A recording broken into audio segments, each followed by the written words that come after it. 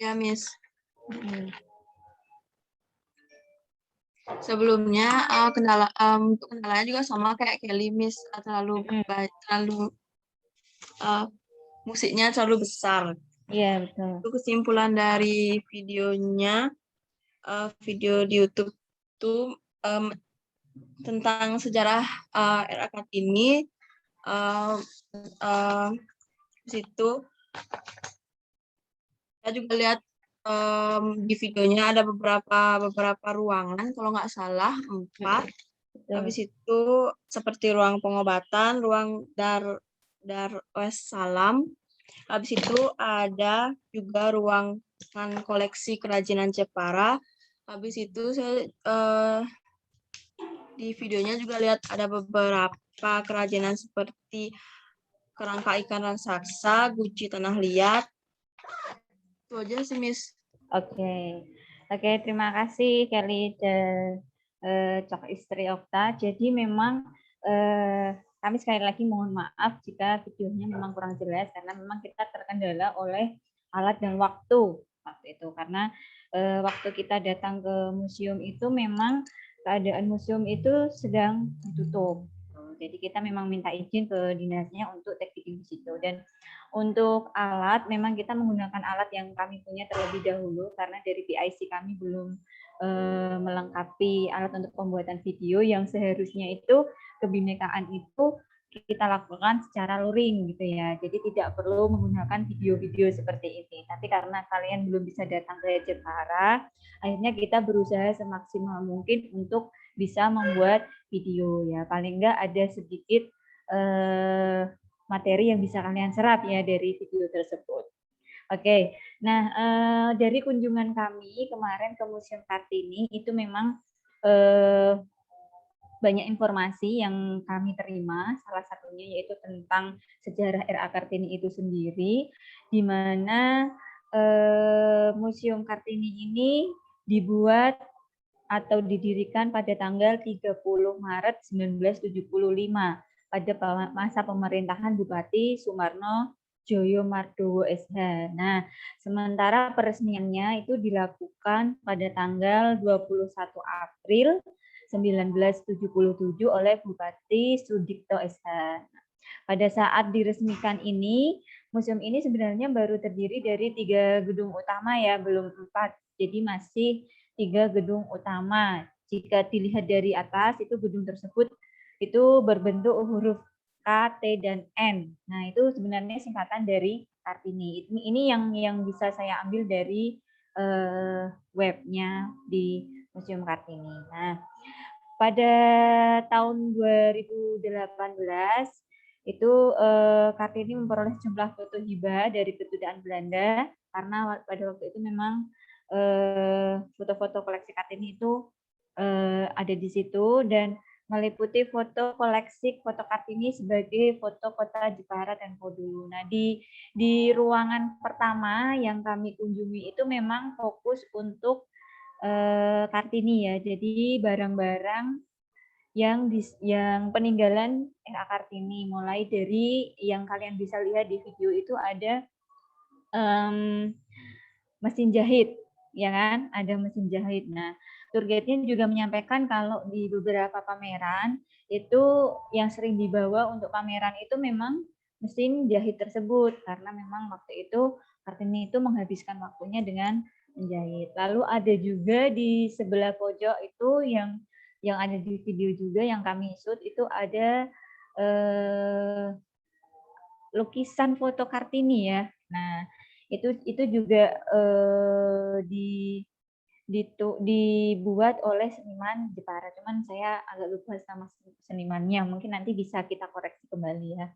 Nah, selanjutnya yang ada di ruang 1, itu ada foto-foto keluarga RA Kartini. Lalu ada foto-foto anak RA Kartini yang dilahirkan waktu itu kan RA Kartini kan punya 1 anak namun belum sempat untuk menimang anaknya, RA Kartini sudah meninggal. Nah, itu waktu itu di Rembang. Lalu ada foto juga dengan suami RA Kartini. Nah, di salah satu tempat di situ juga ada foto-foto di mana waktu itu RA Kartini membuka bukan sekolah, tempat belajar ya sepertinya ya, tempat belajar untuk anak-anak di sekitar pendopo. Nah, di situ memang terjadi banyak kurang lebih terjadi banyak sedikit polemik ya, karena memang waktu dulu itu perempuan tidak diperkenankan untuk bersekolah atau punya pendidikan. Nah, itu seperti itu. Lalu ada juga masih di ruang 1 itu ada ukiran di situ itu tentang macan kurung ya, macan kurung. Nah, di situ juga hibah dari seniman di Jepara. Itu kurang lebih yang ada di ruang 1. Nah, yang di ruang 2 yaitu di ruang Darussalam, ruang Darussalam yang disampaikan sama Cokokta ya, itu kan ada ruang meditasi atau ruang pengobatan ya, di mana ruang Darussalam itu sebelumnya kalau di web ini kan dituliskan sebelumnya terlihat angker ya. Saat ini namun ruang ini terlihat sungguh ini ya, pencahayaannya mungkin sudah terang, lalu fasilitasnya juga mungkin tata bentuknya juga sudah diperbarui. Jadi kalau teman-teman lihat di video itu kesannya lebih nyaman ruang Darussalam itu. Nah, di situ di ruang Darussalam itu terdiri ada meja yang digunakan Sosro Kartono, RM Sosro Kartono untuk pengobatan. Jadi diceritakan kalau dulu itu Sosro Kartono itu mempunyai sixth sense atau indera keenam. Ya, Sosro Kartono itu mempunyai sixth sense atau indera keenam, di mana walaupun Sosro Kartono ini Muslim ya, agamanya Muslim dan dia juga kental, cuman beliau juga percaya dengan hal-hal yang berhubungan dengan sixth sense, maksudnya seperti itu. Jadi beliau itu membuka pengobatan di ruangan beliau itu menggunakan media air putih. Nah, ceritakannya seperti itu. Menggunakan media air putih di mana untuk mengobati orang-orang yang memang membutuhkan bantuan beliau. Nah, selain itu di ruangan Sosro Kartono atau ruangan Darussalam itu juga ada ruang meditasi ya yang digunakan oleh Sosro Kartono. Nah, itu dia setiap ada tanda sixth sense-nya itu beliau selalu meminta petunjuk. Nah, meminta petunjuknya itu tidak hanya melalui penglihatan dari sisi mistisnya saja ya, tapi beliau juga percaya dengan Tuhan gitu. Jadi memang meditasi di situ bukan hanya untuk sisi mistisnya saja, tapi juga berhubungan dengan keagamaan yang beliau punya. Jadi beliau itu mengkombinasi istilahnya ya, mengkombinasi antara sixth sense beliau yang beliau punya dengan keagamaan yang beliau percaya. Itu di ruang Darussalam. Nah, di situ juga di pojok sebelah kesut nggak ya di video, di pojok itu ada ruang santai, bukan ruang sih, seperti kursi ya, kursi santai beliau yang digunakan itu kursinya busa waktu dulu itu ya, sudah ada kayak sofa gitu, sofa cuman memang sofanya itu sudah agak lusuh ya, karena mungkin kan dari kulit ya, dan itu tidak tahan lama dan itu agak lusuh begitu ya Mbak Dian dan Pak Munir ya waktu kita ke sana ya.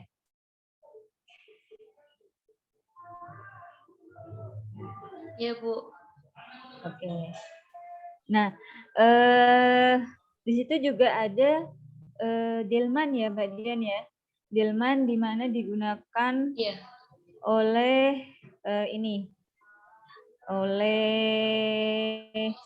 digunakan oleh Sosro Kartono untuk transportasi ya. Di ruang 1, di ruangnya Kartini juga ada sih delman. Jadi untuk semua bangsawan ya yang ada di sana itu bisa menggunakan delman tersebut sebagai alat transportasi. Nah, itu di ruang 1 dan 2. Nah, lalu selanjutnya sorry, Darussalam itu di ruang 2 apa 3 ya Mbak Dian ya, Darussalam itu? Di Darussalam itu di ruang 2, Bu. Ruang 2 ya, oke. Ya. Berarti yang di ruang 3 itu yang benar-benar prasasti ya? Iya, yang ada ikan Joko Tuwo itu juga. Iya, aja. Nah, di teman-teman di ruang 2 itu ada ini ruang prasasti atau ruang-ruang benda-benda bersejarah yang ada di situ. Contoh salah satunya adalah ada ikan yang panjangnya itu kurang lebih sampai 2 meter ya Mbak. 2 meter. Nah, ikan Bukan, itu Bu. Bukan 2 meter lebih. Ya, kurang lebih sekitar 2 meter lebih memang. Nah, ikan itu dinamakan ikan Joko Tuwo ya Mbak ya. Ikan Joko Tuwo. Seingat saya, ikan tersebut dulu ditemukan di Karimun ya Mbak. Iya, panjangnya 16 meter Bu. Oh iya, 16 meter ternyata. Berarti memang waktu mungkin kalian nanti kalau sudah luring ke Jepara bisa ke museum lagi ya. Jadi bisa lihat sepanjang apa ikan Joko Tuwo tersebut. Memang kerangkanya aja itu hampir satu ruangan. Ruangannya itu seperti ruangan aula ya Mbak. Itu juga penuh benar-benar dari pintu masuk sampai mentok tembok itu panjangnya itu sudah penuh gitu. Nah, itu apa namanya kerangka yang ikan Joko Tuwo tersebut. Selain itu ada juga prasasti yang ditemukan di Desa Tempur ya Mbak Dian ya. Iya. Nah betul. Nah itu prasasti yang paling terbaru yang baru ditemukan di Desa Tempur. Nah itu. Lalu sepertinya yang untuk prasasti itu seingat saya targetnya kemarin bilang belum dimasukkan ke web ya Mbak. Karena itu baru gitu. Masih ditelaah gitu kan? Iya. Belum dimasukkan. Ya, seingat saya memang belum dimasukkan ke webnya Museum Kartini. Nah, itu untuk prasasti. Nah, selain itu juga ada ini mata uang. Mata uang yang dulu digunakan itu kalau di situ tulisannya mata uang gepeng, betul nggak Mbak? Tulisannya mata uang gepeng. Mata uang jadi, keping Bu. Keping apa gepeng sih? Keping. Keping ya, oke. Mata uang keping. Nah, mata uang itu tuh modelnya itu malah seperti kancing ya Mbak ya. Iya. Nah, di modelnya tengahnya itu, ada lubangnya. Nah, di tengahnya itu ada lubangnya teman-teman. Jadi warnanya itu seperti uang 500-an zaman dulu yang agak kuning-kuningan, namun agak lebih pudar ya. Iya benar, kayak uang 500-an ya Mbak, 100 rupiah pada zaman dulu itu kan uangnya itu kan warnanya agak ke ini kuning-kuning pudar gitu kan, kuning pudar. Nah, itu masih ada kumpulan mata-mata uang yang digunakan waktu dulu. Nah, itu ada di ruang 2. Nah, selain itu juga ada tempat minum juga. Nah, ada tempat minum, ada teko, kendi ya. Kalau zaman dulu itu pakainya kendi ya. Ada kendi-kendi juga yang ada di situ. Nah, itu semuanya kalau barang-barang tersebut ada di ruang 3. Ruang 3 khusus untuk menyimpan barang-barang prasasti tersebut. Oke. Nah, selanjutnya itu kita ke ruang 4. Tadi juga sudah disimpulkan juga sama Cokokta di mana ruang 4 itu berisi ruang kebudayaan. Nah, ruang kebudayaan salah satu yang paling jadi ikon Jepara yaitu ukir. Nah, di situ ada ukiran-ukiran asli Jepara. Nah, ukiran-ukiran itu sebenarnya ada yang memang dari dulu sudah ada yang baru saja dibuat dan disimpan di museum. Jadi motifnya pun itu motif asli Jepara. Nah, itu untuk sejarah ukiran nanti masuk di materi yang desa wisata ukir ya Mbak Dian ya. Iya Bu. Nanti bagian kebinekaan. Iya betul. Nanti ada masuk di desa wisata ukir. Nah itu ada di situ. Lalu di situ juga ada apa ya replika karamba. Karamba untuk nelayan mencari ikan, betul kan? Betul ya Mbak Dian ya? Ya. Replika karamba. Kenapa jaring-jaring itu? Kenapa di situ dibuatkan replika karamba? Karena mayoritas penduduk Jepara itu selain sebagai seorang seniman ukir ya, pengukir, mereka juga karena kita tinggalnya di pesisir pantai, mereka juga berprofesi sebagai nelayan. Nah, karena itu dibuatkan ini replika karamba. Jadi mata pencaharian orang Jepara itu selain ya, jadi kalau selain memang pegawai atau orang kantoran itu 50, jadi 30%-nya itu pengukir dan 35%-nya itu nelayan gitu. Jadi kalau nanti kalian ke pantai-pantai di Jepara itu kan pantainya banyak banget ya, kayak di Bali ya, Jakarta ya. Kayak di Bali itu pantainya banyak banget, sama juga di Jepara pantainya juga banyak sekali. Nah, kalian nanti bisa lihat di tengah-tengah laut itu ada karamba-karamba. Itu paling jelas kalau salah satu pantai yang bisa lihat karamba paling jelas itu Pantai Bandengan namanya. Nah, yang agak populer, yang populer di Jepara itu dan di daerah Jepara Kota, pantai yang populer itu Pantai Bandengan dan Pantai Kartini. Kalau ada yang kurang-kurangnya itu Pantai Kartini, teman-teman. Nah, itu yang ada di ruang 4. Nah, oke. Lalu untuk tujuan pendirian Museum R.A. Kartini sendiri itu di sini itu sebentar ini. Nah, kalian bisa lihat di web yang di-share oleh Mbak Dian. Jadi tujuan pendirian Museum R.A. Kartini dapat dibaca ketika pengunjung mulai memasuki ruangan. Jadi ada semacam kayak stand banner ya. Stand banner itu di situ stand banner diletakkan di pintu masuk. Ya, jadi pintu masuk pertama di museum itu nanti langsung ditujukan ke barang-barang peninggalan R.A. Kartini. Nah, jadi muter gitu nanti. Pintu masuknya langsung ke barang-barang R.A. Kartini. Di sini nanti ada stand banner yang menjelaskan tujuan-tujuan dari pendirian Museum R.A. Kartini. Nah, contohnya ini adalah mendokumentasikan dan memamerkan peninggalan berupa benda-benda, pakaian, dan karya tulis R.A. Kartini. Teman-teman pernah dengar nggak karya tulis fenomenal dari R.A. Kartini? Yang paling fenomenal? Yang habis terang terbitlah. Habis gelap terbitlah terang. Iya, betul.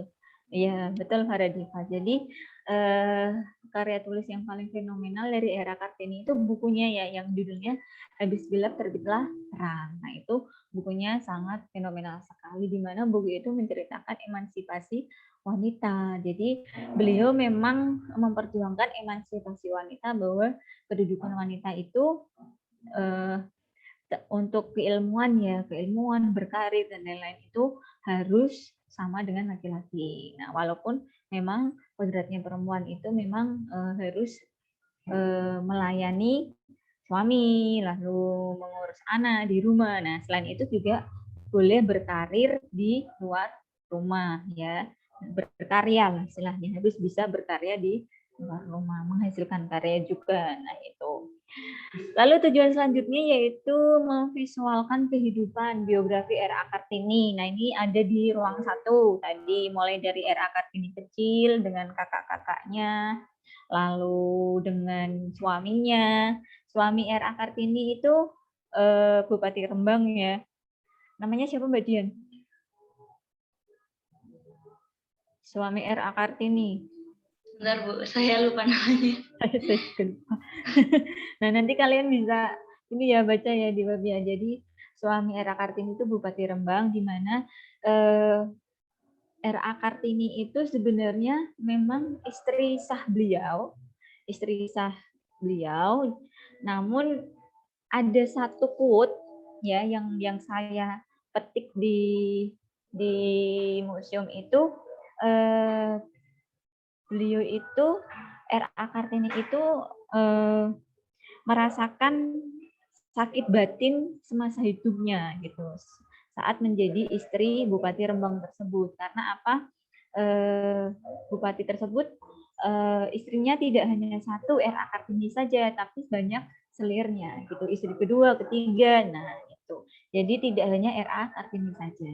Jadi istrinya lebih dari satu. Nah, jadi ada satu quote yang ada di museum itu, beliau itu semasa hidupnya itu RA Kartini itu mengalami sakit batin, sakit hati lah istilahnya seperti itu ya kalau anak zaman sekarang ya, sakit hati karena bukan menjadi istri satu-satunya oleh suaminya. Nah, ketika RA Kartini melahirkan anak pertama, belum sempat untuk menimang anaknya, RA Kartini akhirnya meninggal dunia. Nah, jadi anaknya itu belum pernah ketemu dengan RA Kartini. Gitu. Namun beliau semasa hidupnya itu sudah sangat berjasa untuk wanita-wanita di Indonesia ya, termasuk kita ini kan, yang cewek-cewek, yang cowok-cowok ya nggak apa-apa ya. Nah, yang cewek-cewek ini kan sebenarnya kita diperjuangkan oleh RA Kartini, kita bisa bersekolah, kita bisa bekerja, kita bisa berkarya, kita mempunyai prestasi. Nah, itu juga berawal dari perjuangan beliau, perjuangan RA Kartini. Nah, tujuan selanjutnya itu juga sebagai pusat koleksi dokumentasi benda-benda bersejarah. Pusat koleksi benda-benda bersejarah budaya yang tersebar di daerah Jepara itu tadi ada di ruang 3 dan ruang 4. Lalu menjadi tempat penelitian, banyak sekali ya teman-teman yang penelitian di Museum Kartini. Jadi memang di sana banyak yang bisa diteliti oleh para peneliti. Nah, penikmat hasil karya seni ini ada di ruang terakhir, ruang 4. Ada di ruang 4, di mana di sana itu tadi yang sudah saya jelaskan di awal, kalau di sana ada ukiran-ukiran hasil karya seni Jepara dan juga replika-replika tentang ini Karamba seperti tadi. Nah, itu ada di ruang 4. Oke. Mbak Dian bisa dikebawakan?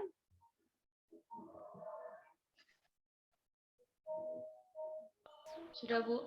Sudah ya. Nah,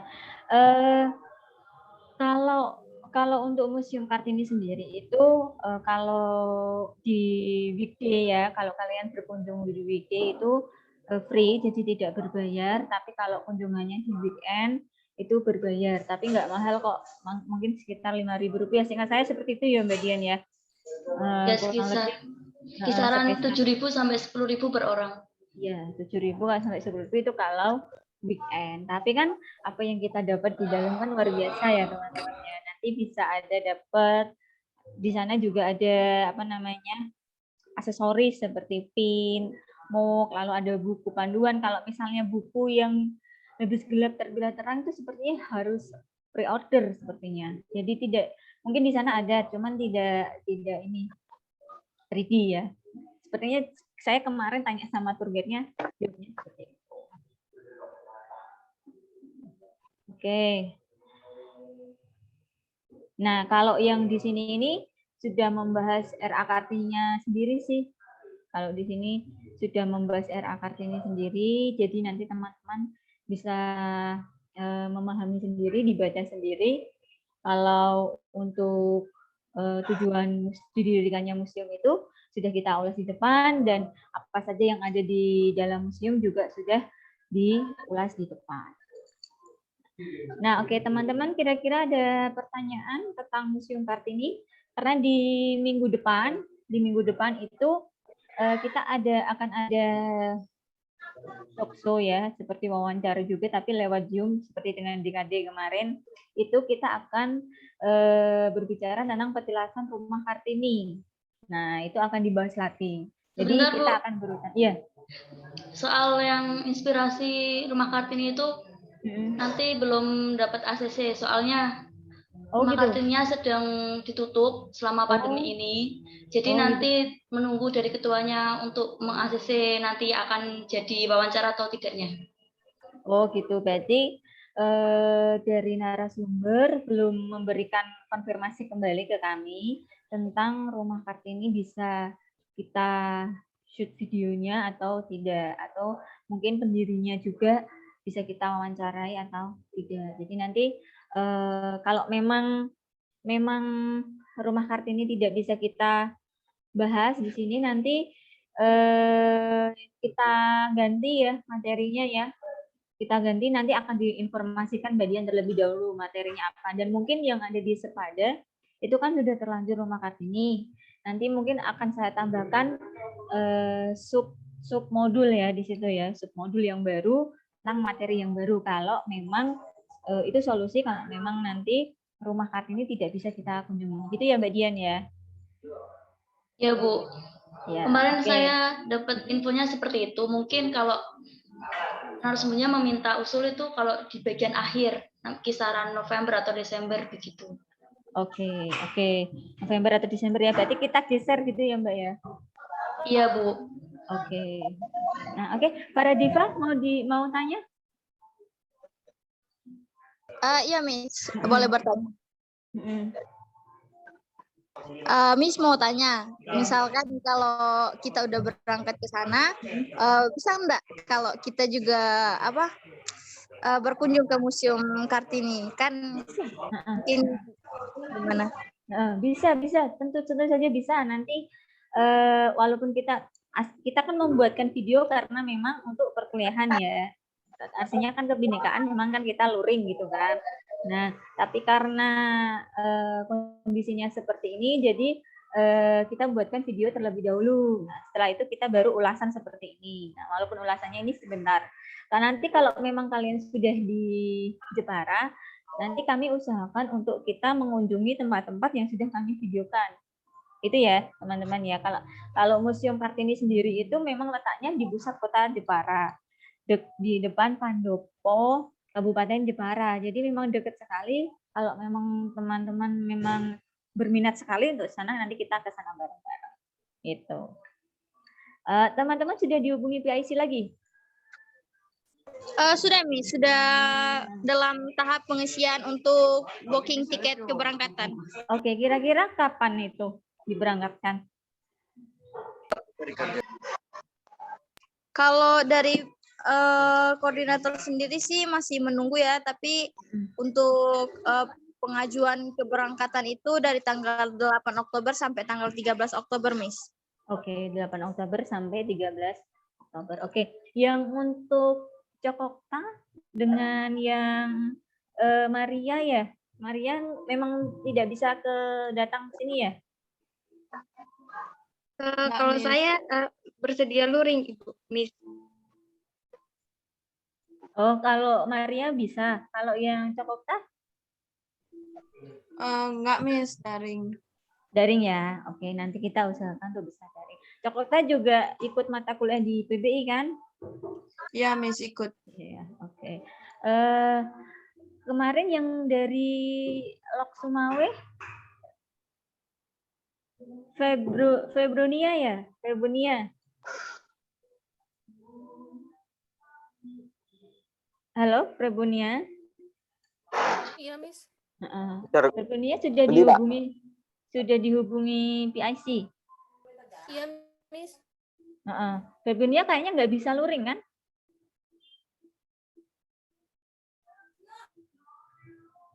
Iya, Miss, saya daring.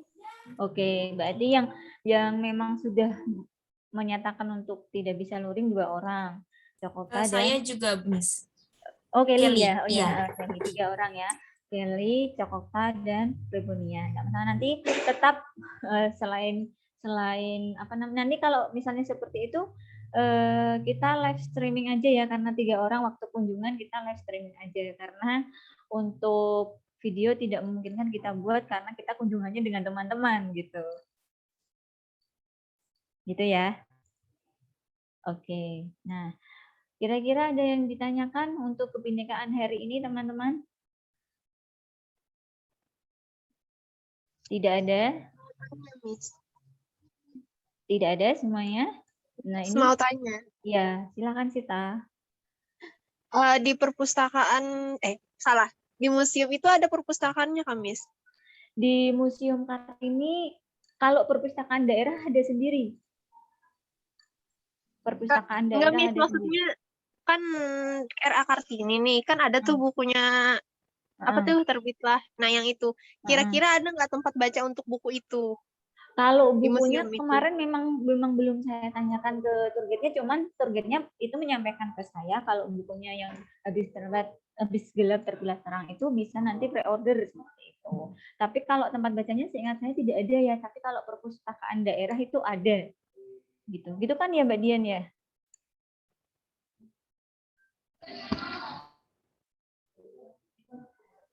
Ya ada di Perpusda ada. Nah, di perpustakaan setahu saya memang di perpustakaan daerah, Mbak Sita. Jadi kalau di museumnya itu tidak ada.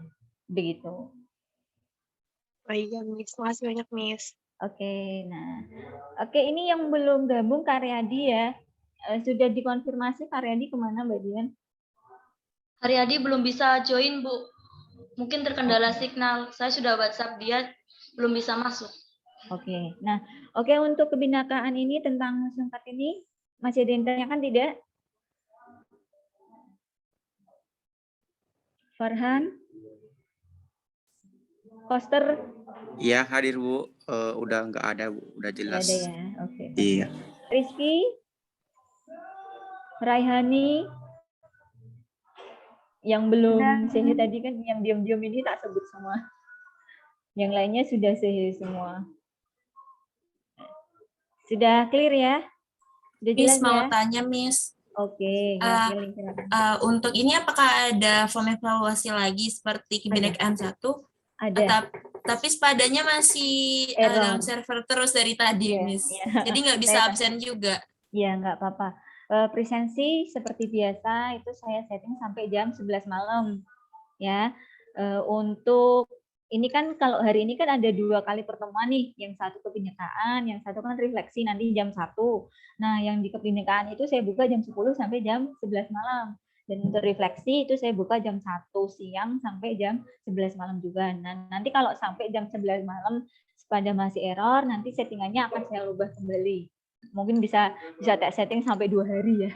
2 hari. Nah, untuk form evaluasi juga nanti akan masing-masing ada sendiri. Yang kebinekaan ini form evaluasi ada sendiri, dan yang untuk refleksi nanti form evaluasi ada sendiri. Semuanya sudah saya upload di Sepada. Nah, kalau sampai nanti malam memang Sepada tidak bisa dibuka, nanti form evaluasi akan dikirimkan Mbak Dian via grup WA. Itu aja lebih mudah, gitu kan? Jadi kalian bisa mengerjakan terlebih dahulu. Jika nanti Sepadanya udah bisa dibuka, kalian tinggal submit. Gitu. Gitu teman-teman. Oke, jadi untuk kebinekaan 2 tentang Museum Kartini clear ya? Iya, Miss. Clear, Miss. Oke, clear. Nah, untuk kebinekaan 2 saya kira cukup sekian. Nanti kita gabung lagi di jam 1 di refleksi dengan narasumber Bapak Misbahul Munir.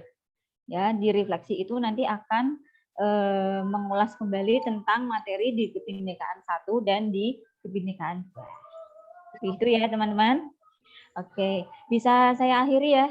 Sebentar Bu, belum di screenshot. Oke, oh iya, saya lupa. Screenshot dulu Mbak. Untuk Buat Kak dimasukkan Februnia boleh ditampilkan? Boleh, silahkan. Mas Farhan? Videonya open kamera semuanya, biar bisa di screenshot sama. Mas Farhan bisa dibuka videonya. Bentar Mbak, bentar. Oke. Ngapain Farhan?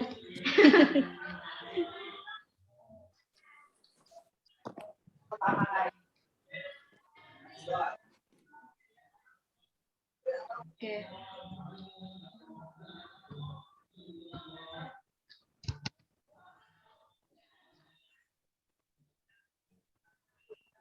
Sudah Mbak Dian? Sebentar.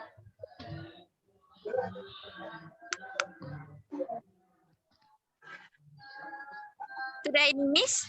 Ini Mbak Dian gimana, sudah belum? Sudah Bu. Oke, sudah.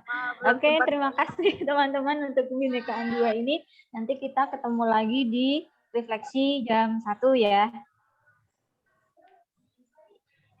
Oke, Miss. Oke, saya akhiri. Sampai jumpa lagi jam 1. Bye-bye. Miss. Bye, Miss. Oke, Miss.